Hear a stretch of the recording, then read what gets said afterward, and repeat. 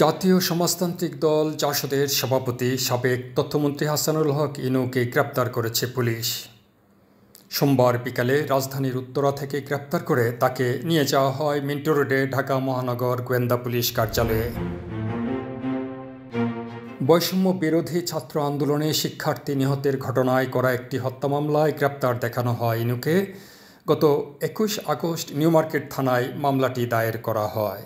গ্রেপ্তার ইনুকে ডিবি কার্যালয়ে জিজ্ঞাসাবাদ করা হচ্ছে। আগামীকাল তাকে তোলা হবে আদালতে। হাসানুল হক ইনু আওয়ামী লীগের নেতৃত্বাধীন 14 দলীয় জোটের একজন গুরুত্বপূর্ণ নেতা। তার দল এই জোটের অন্যতম শরিক।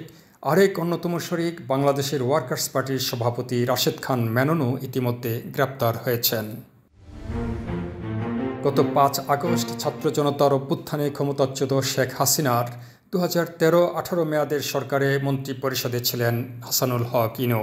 বিএনপির বিভিন্ন আন্দোলন সংগ্রাম মোকাবেলায় 14 দলের বৈঠকে গুরুত্বপূর্ণ ভূমিকা রাখেন এই জাসদ নেতা।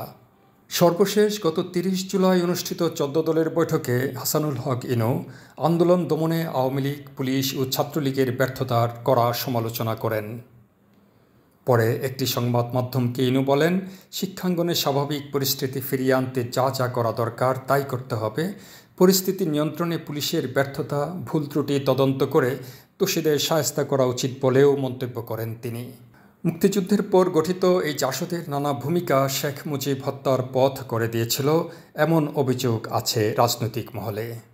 খোদ আওয়ামী লীগের শীর্ষস্থানীয় নেতা ও শেখ মুজিবের আত্মীয় শেখ সেলিমের অভিযোগ, 75-এর 15 আগস্ট শেখ মুজিব হত্যাকাণ্ডের পর সেদিন কর্নেল তাহের ও হাসানুল হক ইনু রেডিও স্টেশনে গিয়েছিলেন অভ্যুত্থানকারীদের সমর্থন জানাতে।